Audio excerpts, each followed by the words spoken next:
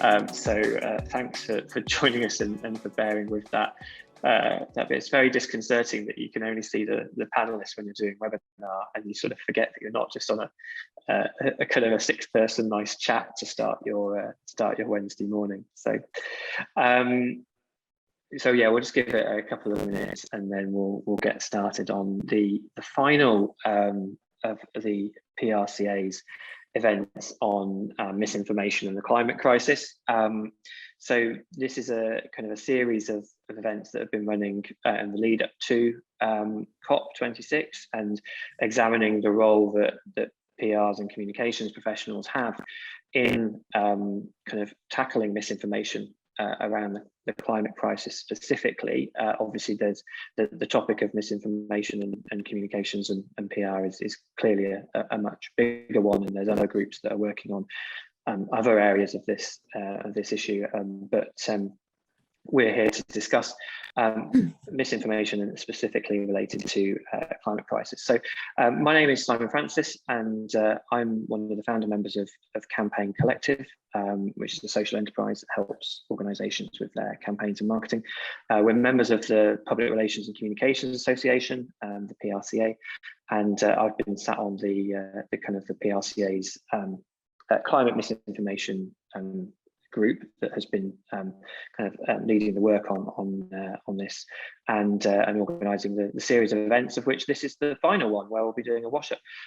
Just from I'm going to sort of just declare a slight interest in that I'm also a member of the Scottish Green Party, and I sit on the election and campaigns committee for them, just so kind of people are probably aware where my kind of viewpoint is coming from. But what would be great is if we'll ask each of the panelists just to introduce themselves, so everybody knows who they are and their sort of interests on this topic. So shall we start with Lucy, who's also got a sign in the background, which also helps give away perhaps what where you are.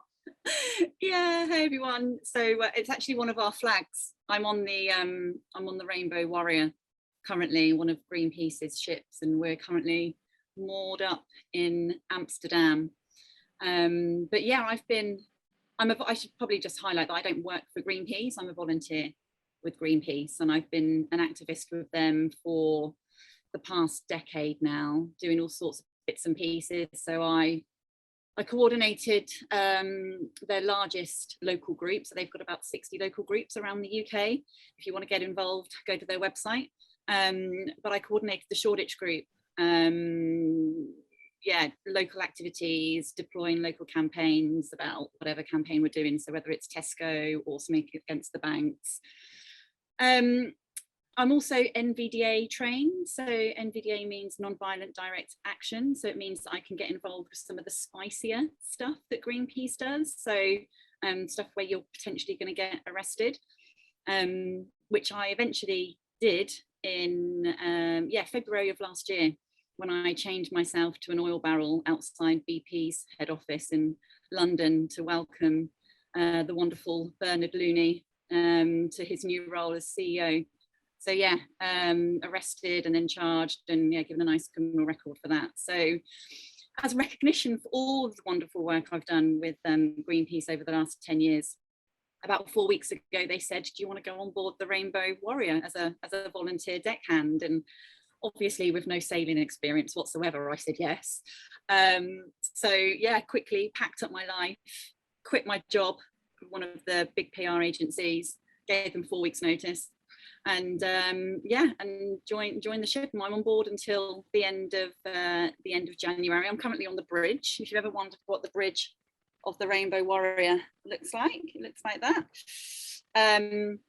But prior to, well, I suppose alongside all of my activism, I've been in PR for 15 years. I don't know if I'm going to go back to PR actually, but yeah, 15 years in comms, working with big agency, small agency, in-house tech companies and NGOs. So yeah, so that's me in a nutshell. Brilliant. Juliet. Yeah, thank you, Simon. I am, so my job is a senior customer advocate at Buffer. And for those who don't know, Buffer is a social media management tool. Part of my role is also to lead our content integrity. which is trying to tackle misinformation and hate speech at Buffer. Since we're in the social media space, that's quite an important topic for us. I also advocate for all of our social impact projects at Buffer. So that's kind of my professional role. Personally, I also identify as a climate activist and definitely really passionate about pushing for action and progress and just transition. I have been in marketing and communication in the last 15 years or so across very large agencies to tech startups in marketing communications and now at Buffer. So yeah, I'm very excited to chat with the rest of the panelists. Thanks, Juliet. Sophie. Thanks, Simon. Thanks, Juliet. Thanks, Lucy. Lovely to meet you. I'm Sophie and I am from Ocean Rebellion. I'm one of the co-founders of the group. I also identify as a climate activist, both personally and professionally. I quit my job quite a while ago as activism kind of grew and grew for me. My initial role in activism more recently was through kind of doing theatrical stuff. One of the founders of the Red Rebels and the Black Oil Slick People and Dirty Scrubbers and lots of other basic performance groups basically, and trying to find a way of solving the climate crisis through pop-up theatre, which seems to have an effect, so that's good. We founded Ocean Rebellion as a sister movement to Extinction Rebellion, feeling that the plight of the oceans was a bigger issue than could be tacked onto a movement like Extinction Rebellion. So we founded that last year, and since then the movement's grown. As I said, predominantly my role is in the theatrical side of things rather than the kind of factual and data side of things. We respond to events and come up with ideas for how we could create something that's interesting, visual, powerful, that could get media attention and get the message out there.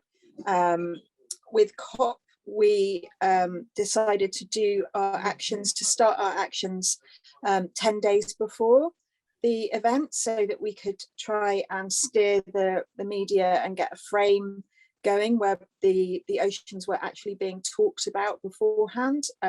We had a lot of experience with G7 because that happened in Cornwall, and obviously it being on our doorstep, it was much easier to just pop out and do stuff and talk to press immediately before. So we found that incredibly useful during G7, and then we decided to do the same for COP26. Obviously, I live in Cornwall, so it was a bit more of a hike to get up to Scotland and be up there for the duration and the bit before, but it felt incredibly purposeful and meaningful to do that and to enter into that discussion or create that discussion beforehand, where we felt that things like blue carbon, bottom trawling, overfishing, the links between oil and oceans and those kind of huge important things would potentially be overlooked by not just the delegates but also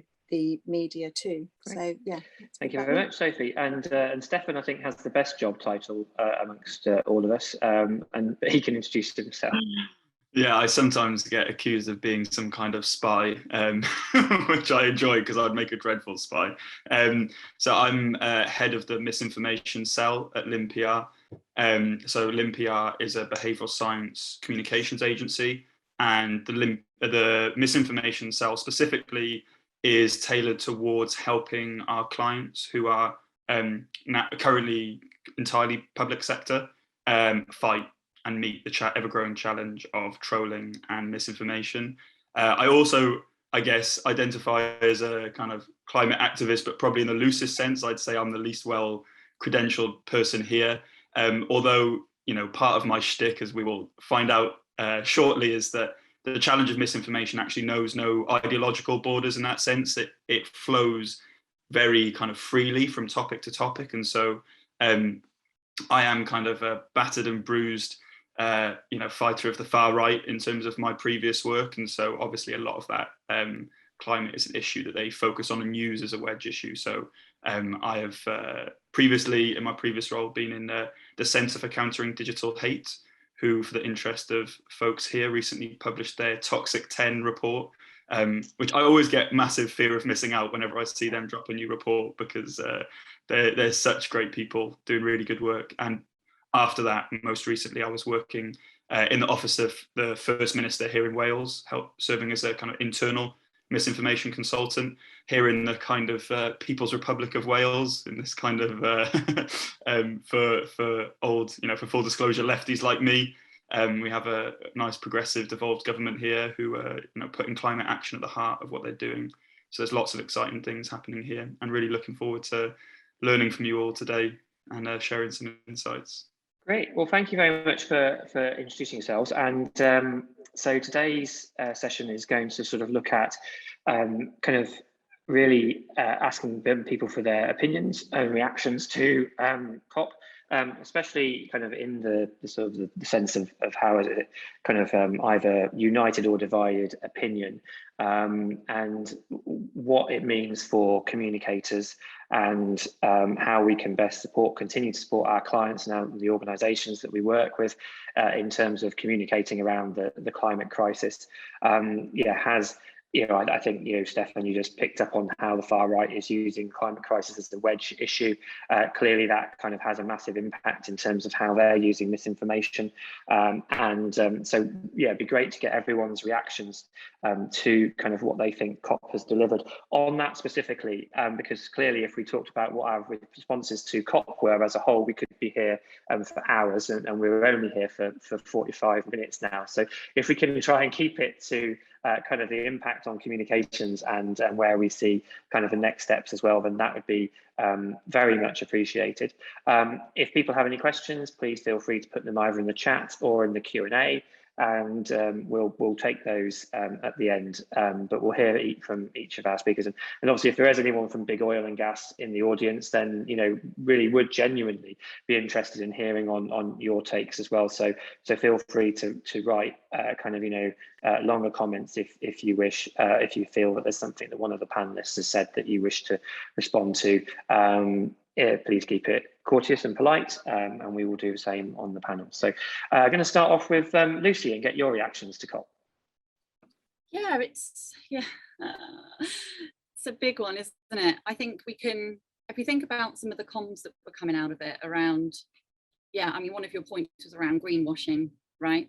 And some of the people that were attending, and I know Shell came out with a press release before the event saying that they weren't going to attend. Ben was like, we're not invited, we're not going to be there.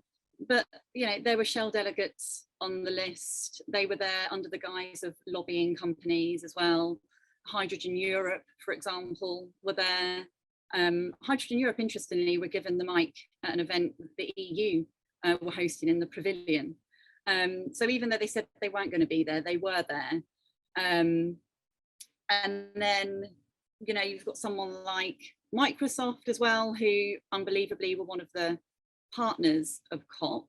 And not many people probably realise, but Microsoft provide AI technology to the fossil fuel industry so that they can find more wells. Because we all know that despite big fossil fuel companies coming out and saying net zero by 2050, they still have plans over this next decade to invest more money in identifying new oil and gas locations, which Microsoft technology is helping them with. And Microsoft have also come out and not only said net zero by 2050, they've also said they're going to be climate negative as well. So I think it's interesting when companies come out and say net zero 2050, when they're only talking about the light bulbs in their offices. They're not necessarily talking about the impact that their products have. And I think that can be reflected in our own industry as well, and some of our own companies. I obviously don't work for any agencies at the moment, but this is a big year for COP, and as a PR professional, we know that timing is everything. So coming out this year with a net zero commitment was probably a good move. But when you start picking behind those commitments. What does it actually mean? Well, it means, yeah, you've got some recycling and you're going to look at your energy providers. But actually, if you're still working with these big fossil fuel companies and helping them promote their own greenwashing without actually, you know, calling them out and giving them the counsel that this is damaging your reputation, but also it's damaging our own reputation as an agency, then your net zero commitment as an agency just falls on its face, and any carbon emissions that you're going to be saving are just going to be offset by the emissions that your high carbon industry clients are going to be emitting. So I think, yeah, net zero gets talked about a lot, doesn't it? And I think net zero was a big key message for this COP as well. It's been pushed by the UK government because it keeps business on side. But ultimately, you know, this is the decisive decade. 2030 is the decisive decade. We don't have 30 years to continue to kick the can down the road. And I think net zero 2050 allows companies to do that. It allows big fossil to continue identifying big oil and gas sites for the next 10 years, and then looking at maybe offsetting with by planting some trees. I just think, yeah, net zero 2050 as a whole communications platform is really questionable. And I think we need to be having conversations with our clients about how fake it looks as well, because you're telling me that all the industry is just going to get net zero in 2050. They couldn't do it sooner. I mean, what about 2026, for example, isn't a big sexy number like 2050, but are you telling me that none of these companies that have come out with 2050 targets could get there sooner? I think, yeah, it's just a distraction and misdirection technique, isn't it? So yeah, I could go on, but yeah, that's some thoughts around net zero and 2050 communications. Brilliant. Well, that sort of sparked some questions in my head over and above the ones that I said I was going to ask you. So I've definitely got some more questions on that, which would be great to come back to. But we'll hear from Juliet next, if that's okay. Yeah, of course. So just briefly on COP26, I think we all know currently all of the nationally determined contributions result in 2.4 degrees of warming, which is of course catastrophic. So personally, I still remember waking up in shock the morning after COP26, feeling almost a brief moment of despair and not really quite sure where we're going from here. I think we arrive at a compromise which sets the lowest bar for success, instead of kind of setting a high bar that can inspire global collaboration, ambition, and most importantly, the unity that is needed. Although I think the outcome definitely left everyone feel disappointed, I do think it sent a weak, but nevertheless quite a clear signal on the future that we seek. And I think that is the future without coal and fossil fuel, and a future with climate justice and the eradication of poverty. Yeah, and just with, as well with COP27, happening in just 12 months time, and which is really not far away at all. I think I'm optimistic that Glasgow did generate enough momentum for many of us to pressure our governments and businesses to take their ambition much further, so that we can make true progress in next year. So just, I want to share that just before COP26, I actually cycled with more than 100 people, over 500 miles from London to Glasgow, for kind of to raise awareness. And we raised a lot of climate pledges, and raised awareness for urgent climate action. And now COP26 ended, the shared energy isn't really lost amongst all of us that met throughout that time. And it did provide an opportunity and space for many individuals and organizations to come together. And we definitely haven't given up. So I can see a lot more collaboration across different sectors and countries even to make sure we can make significant progress in Egypt. And just very briefly on misinformation, I think two key outcomes from COP26 comes to mind, and that includes just the non-committal wording on coal and fossil fuel. I think that opens door to delayed action, misinformation, and a lot of more greenwashing from the sectors and even our own governments. And another thing is on carbon trading. I think even though we tightened a lot of rules around that, the really technical and vague kind of rules around carbon market is really pose a danger on carbon offsets, and kind of businesses really leaning heavily into that instead of kind of reducing real emission. So I think as communication professionals, education and transparency are really what we need to kind of play a role in, and to make sure that's not happening. Brilliant, thank you, Julia. Sophie. Thank you. Yeah, for me and my experience of the COP, yeah, I think the thing which we noticed the most was the desire for everyone to keep everything as business as usual, which was enormously frustrating. We spend a lot of time sort of noticing and calling out the vested interests of various people in either business or government or wherever, using our theatrical way of doing it. And it felt like there was no, from those who hold the power, there was no kind of give on that. There were people who just, they don't want to let go of what they have. But what I did notice, and I feel reluctant to move into the positive side of things too quickly, but what I did notice was amongst the press that I spoke to, amongst the public, amongst the media, there's much more of a noticing of those vested interests and of the priority of calling out greenwash, even the term greenwash. Like when we started doing the dirty scrubbers, when was it? Probably about 15 months ago, I had the idea for it and created it. It was a new term, like relatively new. No one was talking about it, but now it seems to be really getting out there. People are talking about it, and it is used by the public, used by the press a lot, which feels in some ways positive.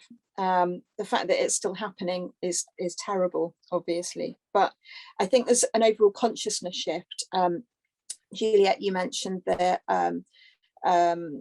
Indigenous people in the South and how it affects, how climate change is affecting them and their experiences of COP, and I feel that they were taken into consideration too. I don't know, it's like there's a real split, isn't there, between what goes on within COP and what goes on outside of COP. I didn't have any access to what went on in there. We weren't allowed in the blue zone. It was all outside of COP for us. So it was a totally separate and divided experience. So my stuff was really based on what was happening with the protests. What I did notice as well, though, with the policing, we police liaised everything that we did, and that was fine. That was really helpful. Our police liaisons were great. However, so they wear blue jackets, then the yellow jackets would come in and they would be really quite heavy-handed. And when we did our action at Grangemouth, which is obviously directly stepping onto the fossil fuel industry and rocking up at their door and spilling fake oil outside of them, and getting journalists there, getting photographs, all those kind of things, which are embarrassing for them. We turned up there to do a recce. We were stopped by 3 police vans who questioned us. When we went there to do the performance, we weren't doing anything spicy at all. It was just a performance. We were pulled over by police for 45 minutes. They wanted to search the van. They tried to get us out of the van. It was really heavy-handed. We turned up with our troupe of performers and our fake oil and our costumes looking slightly ridiculous. And we were met by, I don't know, maybe 150 police. Like, it was really, really, really full on. And the comparison between doing stuff at COP to talk about fishing, overfishing, bottom trawling, blue carbon, and having a little bit of problem, but turning up on the gates of the fossil fuel industry and seeing the power that they still retain to do that, it's not a surprise, but I think it's deeply, deeply worrying that they're able to do that, and that police we spoke to, the police liaisons, were shocked to see that had happened. Journalists as well were shocked to see that had happened and to see the contrast, but it's still very much there. And it felt directly, like they will do anything to keep business as usual, to maintain that control, to maintain that power. So yeah, my take. Thank you very much, Sophie. Finally, Stefan. Okay, so I guess now for the wild card approach to finish off this intro bit. So as much as possible in my role as head of the Misinformation Cell, I try not to overwhelm myself with too much information on too many subjects, and I try and kind of stay as laser focused as I can on the anatomy of misinformation and the infrastructure it uses to spread. And I wouldn't call myself much of a news junkie either. I tend to either be deep in the gutter of the internet or watching my beloved Arsenal lose, which are both two very depressing places to be, which actually means that I've been following the news about COP much like a regular person, which I often find actually can be quite a helpful perspective when it comes to analysing what's filtering through. You know, I see the headlines at the top of BBC News, see the newspapers when I walk into the supermarket, hear snippets on the radio. But obviously at the same time, as someone who spends much of their time in the gutter of the internet, I've also been following COP as a QAnon conspiracy theorist. So today I just wanted to share my insights from this perspective from the gutter of the internet. And obviously, you know, social media is both a very united and a divided place, with users united with their comrades in their algorithmic bubbles, but also very much locked in perpetual warfare with the other side. And the only extra bubble interactions we really see are opportunities to kind of dunk on the other side in order to harvest those likes and retweets. So obviously, we're a behavioral science agency, and in behavioral science, we talk about the power of three. So I kind of had 3 points I wanted to emphasize today. And this is just my perspective, and different folks have different perspective, and any disagreements we have here, I think, are healthy and important. But the first thing from my perspective that is in many ways COP is a manifestation of division rather than a cause. I think we spoke about this briefly, but culture wars kind of exist beyond the subjects they're about. They're these like overarching megastructures that kind of have this life of their own, and they suck up cultural wedge points and they just exacerbate them. And so a consistent theme we see with mis and disinformation, especially in the realm of climate change, interestingly, is that it often exists in relation to unfolding events, which sounds like an obvious thing to say, but actually has really profound implications for how we fight it, because every climate-related event or infrastructure project has the potential to be hit by misinformation. But importantly, this gives us an opportunity to fight it proactively, which is something maybe we can come to later on. The second thing I wanted to say is that social media obviously isn't real life. The algorithms of social media have kind of exacerbated and exaggerated our divisions by promoting emotionally charged content to the top of our timelines.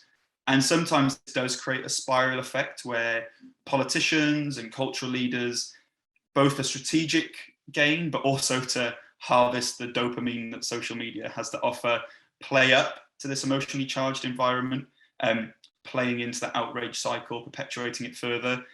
To borrow a quote from my favorite ex-presidential speechwriter, John Lovett, no one is as stupid as their tweets.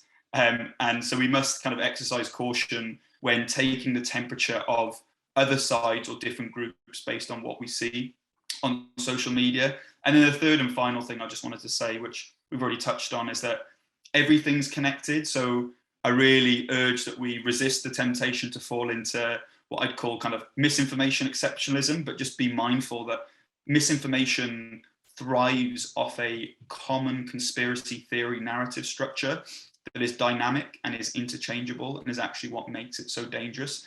Obviously, climate misinformation is one of the many areas that the anti-democratic right has identified as a potential wedge issue with a democracy supporting public. And so obviously addressing climate misinformation means addressing both the kind of digital architecture that it's using to spread and the common narratives that underlie it. But with that, I'll finish my wildcard spiel and throw it back over to the experts. That was fascinating. Thank you, Stefan. And so, yeah, if people have any questions or comments that they want to put, obviously, yeah, pop them in the chat or in the Q&A. And I suppose this is probably I'm going to start actually with Josh's question that's coming in the Q&A, because I think it's kind of, from a comms perspective, is it right to think of COP as a failure or success? Because from Josh's perspective, there's no definitive endpoint of sustainability, rather it's a process that we need to contribute towards. And I suppose what would be useful or interesting is maybe to sort of try and get a very short one-word answer or two-word answer, because from the panelists about whether they think it's from a success from a comms perspective. But I suppose you kind of have to you can only answer that if you decide what you agree success is. I mean, if you put your minds to kind of, what the international government community, did they think it was a success? Did big oil and gas think it was a success? Did the kind of the protesters and the civic society think it was a success from a comms perspective? I think it'd be interesting to sort of to get people's takes, and you can pick either one or all three, or any sort of audience that was participating. So Lucy, shall we just go around in the same order again? Yeah, I think from a comms perspective, I think there's been a good job done around some optimism and hope.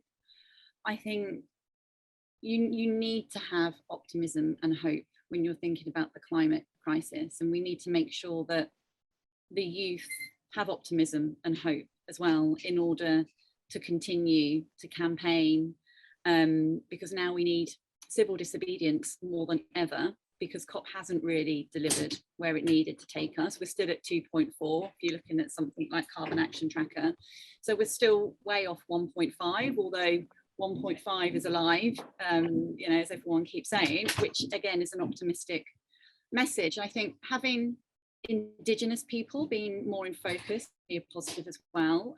One of the other panelists talked about the Indigenous, but I think although they are more visible, they're more visible through the media, I don't think their voices are really being heard by the COP leaders at all, because if their messages were being heard, then we would have seen more ambitious targets and more ambitious action taken.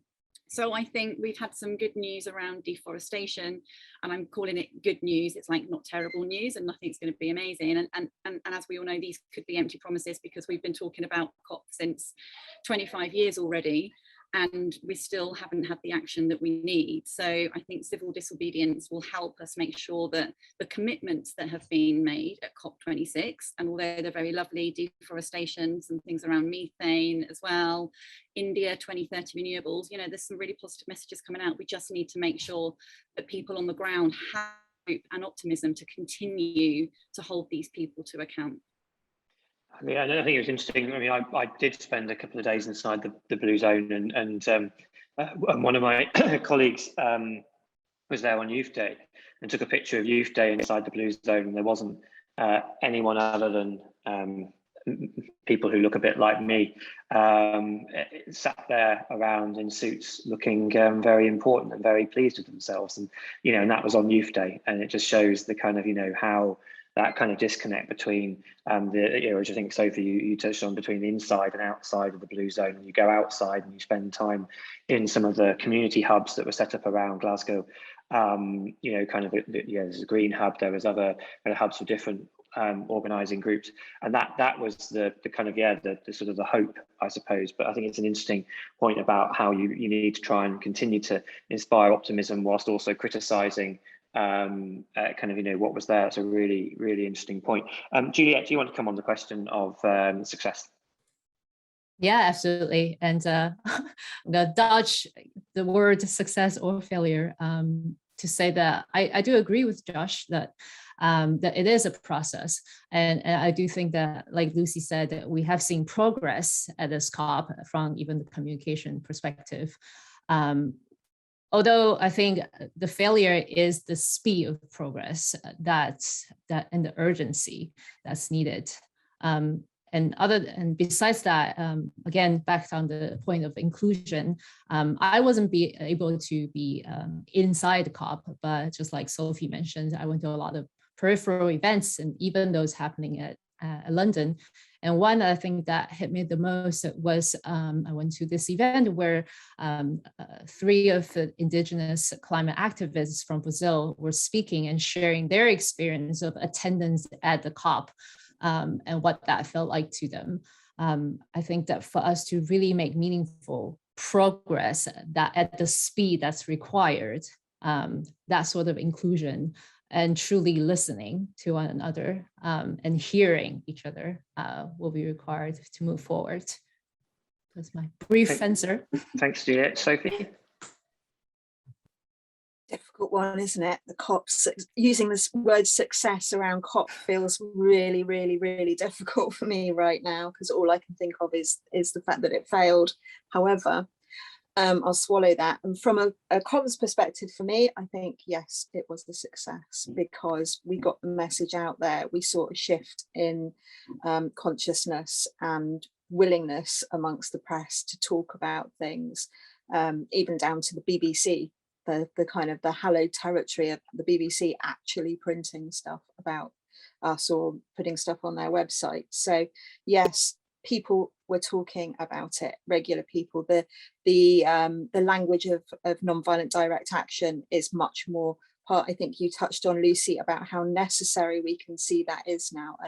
And I think from a movement building perspective as well, it was enormously successful. People realized that their voices count more, and maybe because of the actual failure of COP, which it did actually fail, people will die because this COP has failed, and the whole process, as you touched on, Simon, people weren't represented within there. Like Youth Day didn't involve young people and children, which it should. People realize, I think, that they can have their voices heard and that their voices are important and probably the last hope that we have.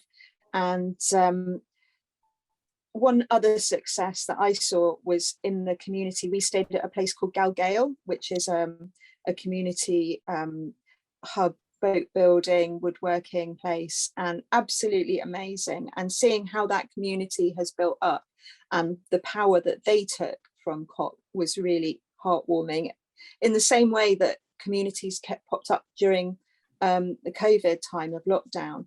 It had that very kind of like, we need to build our resilience now despite COP. So whether that's a success of COP or a failure despite COP, or a kind of reaction against it that is the success, I don't know, but it feels quite tangible and that it's there.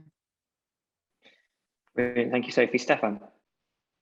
I guess from a misinformation perspective, it's a tough one, because obviously the battle around climate misinformation is part of a broader battle, and the kind of real big firing shots that were fired in that battle were fired, weeks before, when Frances Haugen whistle blew on some of the things that were going on in Facebook.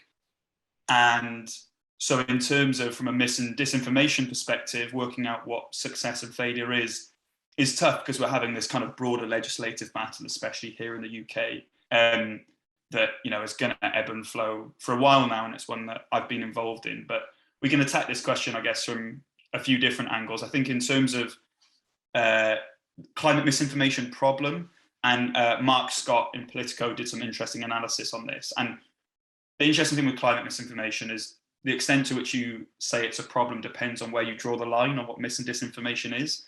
To start with the positive, extreme outright climate change denial is, for the time being, consigned to very radical corners of the internet, the kind of corners where folks believe that the world is being controlled by Soros and Gates, and that's kind of where we see outright kind of denial that climate change is even happening, or worse, that it's being peddled by progressives with a different agenda.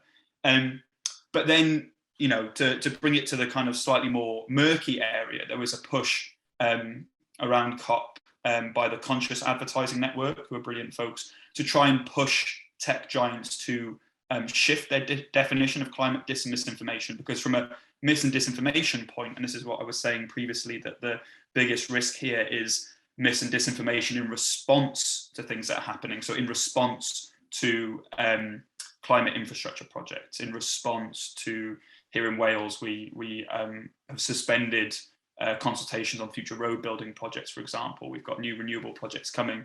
The risk in terms of climate progress happens in that murky middle area, where there is misinformation about actions being taken to progress, with the narratives being less around a secret cabal of elites trying to control the world, but further down what we might call the conspiracy theory pyramid, where you have very radical conspiracy theories believed by very few at the top, but as you go down, you get less radical theories believed by much more people, and it's at the base of that pyramid where we see the narratives around it being too expensive or in the interests of business folks. And as with all conspiracy theory narratives, although I probably shouldn't say all, but all ones that we find at the base of the pyramid in what we might call kind of populist adjacent theories, we find elements of truth. And it's been talked about already here, the importance of a just transition. So some of those concerns about whether climate action is in the interests of working class folks. I mean, obviously we all know that the climate crisis is going to exacerbate inequalities, but there's legitimate questions that people have about how it's going to affect them in the short term as well that we need to be proactive in answering. So I think I completely dodged the success failure question. In the realm of mis and disinformation, I mean, the answer is always the same, right? There's still loads more to do. There's still people who I have anger and frustration towards with their lack of action in this area. But I think it's remarkable the shift we've seen around the world in how we perceive big tech. And I would like to make the argument here that we need to start seeing big tech very much in the same way that we talk about big oil as well. Not to make it a black and white moral issue, but certainly the same moral questions are there because they're contributing to the same problem. But certainly here in the UK, the cross-party work that's being done on online harms is really important and is, again, to, if you'll pardon the pun, a kind of cleaner burning fuel when it comes to bringing about that sustainable change in this area. I think it might be worth just picking up on that point a bit more and just going back to something that Juliet said as well about hate at COP26 and kind of, the PRCA and others who are part of it have also been supporting the Charities Against Hate initiative that's kind of bringing together the sort of third sector and combating online hate. But I'm conscious that we see whenever there's an issue, it's similar to misinformation. Wherever there's an issue that can be used to divide, that's where hate speech comes in. And I wonder, Juliet, you mentioned it, I think, in your introductory remarks about that's part of your role. What was your take on was there a rise in a spike in hate speech around COP26? Was it used in a way similar to it's being used from what Stefan was saying around misinformation? Yeah, that's a good question. I personally, at least, haven't seen a rise of hate speech because of COP26, and I think that's what you're saying.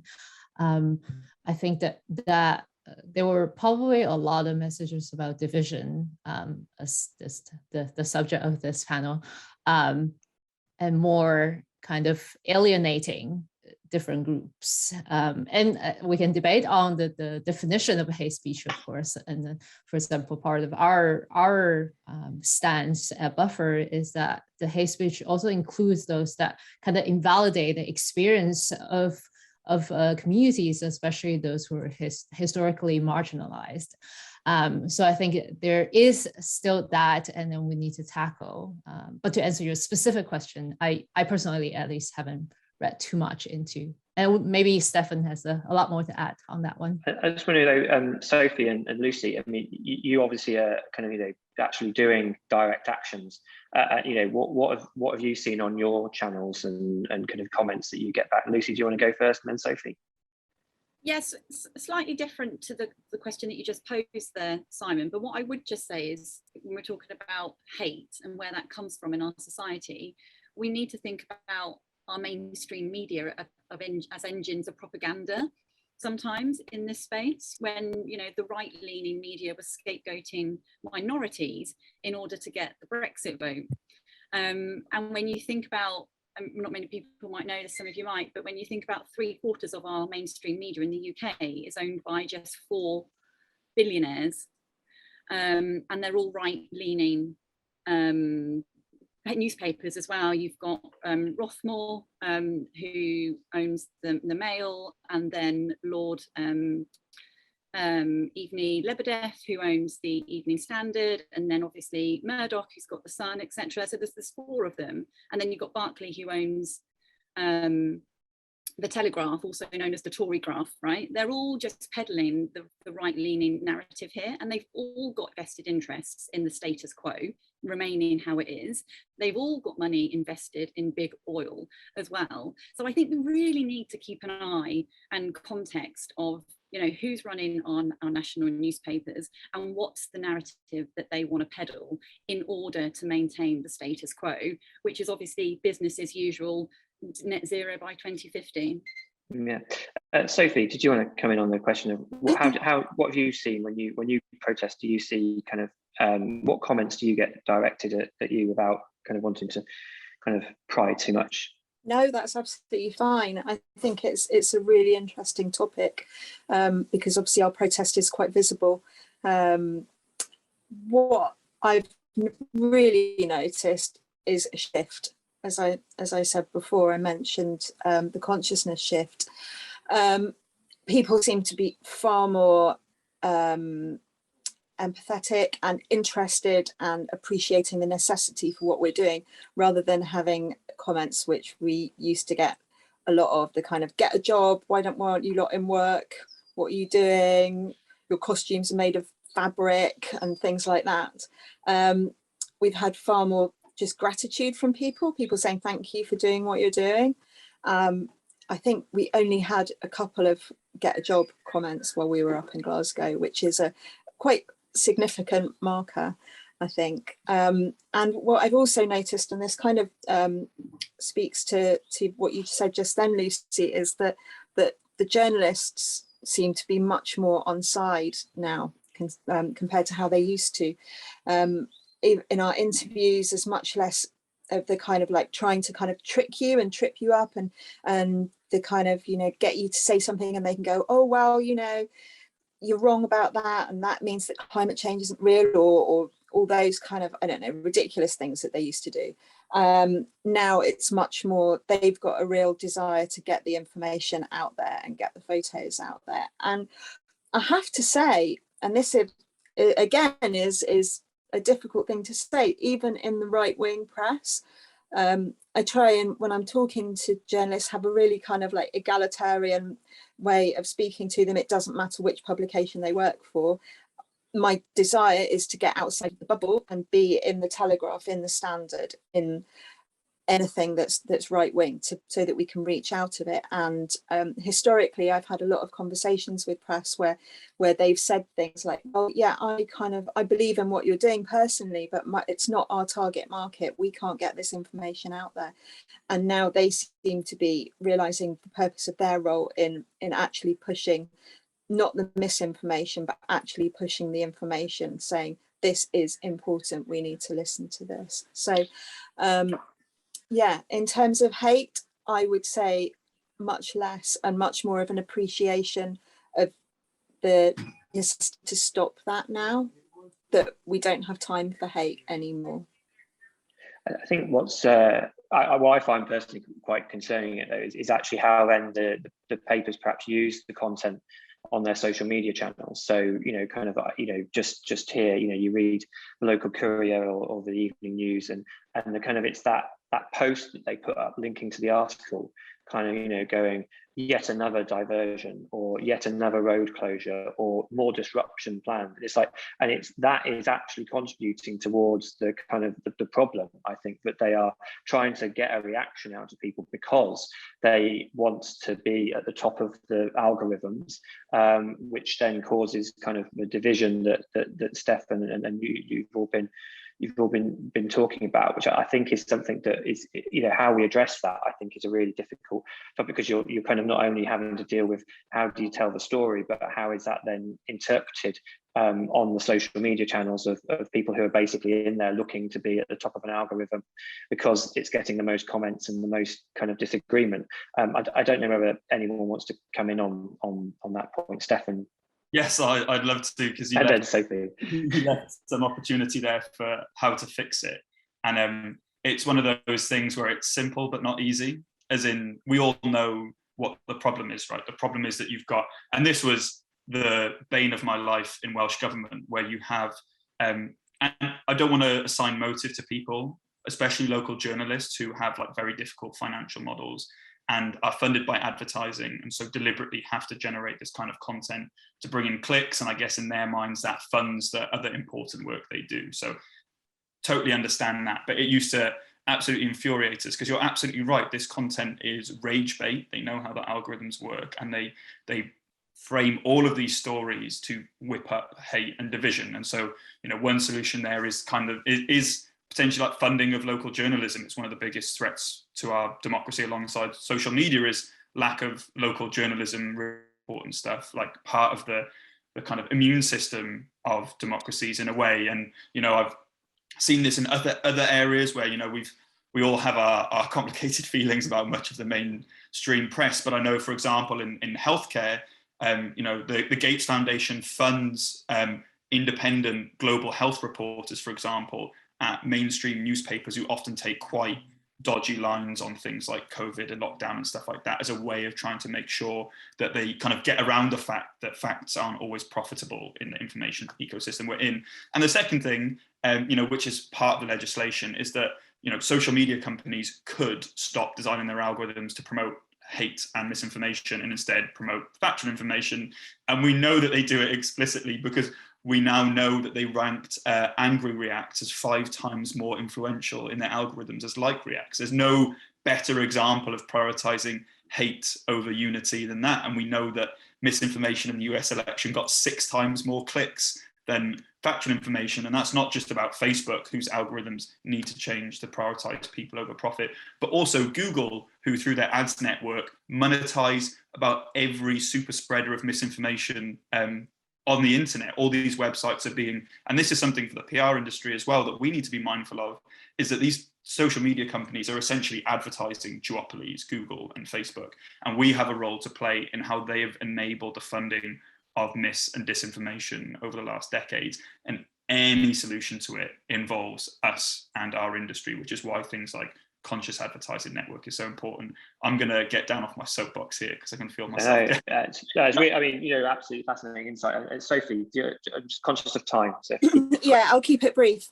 Yeah, I just wanted to say that one of the things that we find very difficult and come up against relentlessly is the fact that within the media there is a hunger for bigger, better, louder, more dangerous, more risky things. And if we're not blocking a road and we're not creating mass disruption that can arouse hate and anger and all those kind of things you're talking about there, Stefan, in people for algorithms, then it is much, much, much harder to get the press. Because we police liaise everything to enable things to happen, it can be a lot harder to get that jeopardy in our actions that will arouse the interest of press. And it's something which I had a conversation, I can't remember, I think it was a BBC journalist that I was talking to, and he said he's deeply concerned about where does it go next. We've got as far as blocking the M25. That's not my particular group, but that's what we're doing now as activists. Like, where do we go next in order to get the press to report things? And that's an issue that I think probably the press need to look at as well. Lucy. Yeah, and just to add on to that, Sophie, that's exactly why we delivered 4 youth climate activists to COP on the Rainbow Warrior. Because, you know, people were saying, well, they could have gone by train, but there was so much noise around COP, a lot of it greenwashing.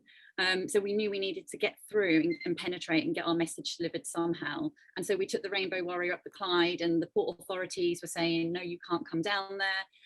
HMS Vigilance said, you know, if you come down here, we're going to have to take appropriate action. But the captain, Hetty, is fierce, and she said, no, it's really important that we deliver the youth voices from Fridays for the Future to COP, and we continued anyway. And to your point, Sophie, about the reaction of the public and the really supportive tone that you receive, people were lining the banks of the Clyde as we sailed down, clapping and cheering. And, you know, there were police liaisons all the way down, completely going over the top, trying to create something out of nothing, really.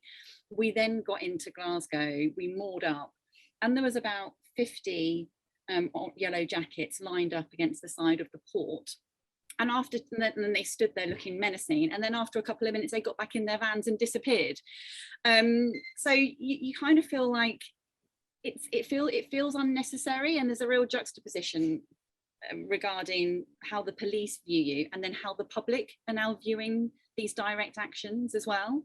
So yeah. Well, I think we could count. I mean, you know, we're not even going to get to the end of. I don't think I've asked any of the questions that I had. But you know, so obviously, clearly, there's a role for.